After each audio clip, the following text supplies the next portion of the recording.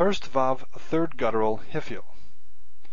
Okay, this is just a small little module to introduce you to verbs that are first vav and third guttural. So they're kind of hybrids, doubly weak as Ross calls them, and he actually has a chapter dedicated to doubly weak verbs, but he introduces a few of them before he gets to that chapter. So this is a verb that has a vav here and a guttural here, right?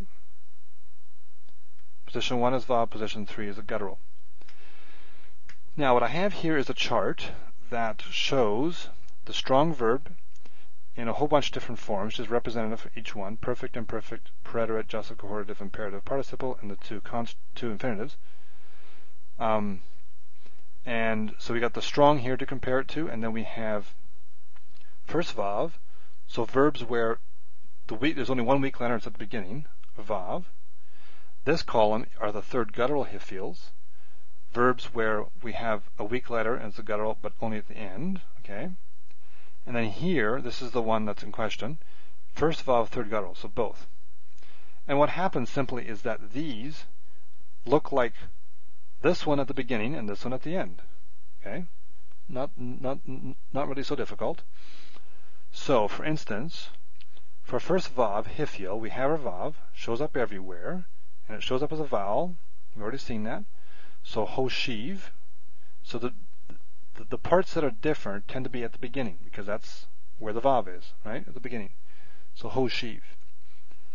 Now this one, if we think back to, or look back at our section on gutturals, third guttural, we have hishliach.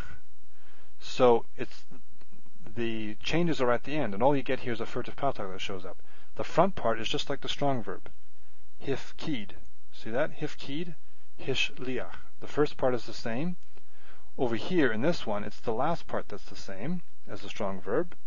You have the hidik yud, and then the last hidik yud, and then the last consonant. You come over here, you got ho shia. So ho looks like this, because they're both first vav. And this furtive patach, shia, shows up because it's also a third guttural, just like this one. So this is like taking the front end of these and the back end of these and putting them together, and you end up with this paradigm. So, not a big deal, not that hard to recognize, but I guess this illustrates how these things really do make sense, these patterns, and you can put them together, and for the most part, they're still working.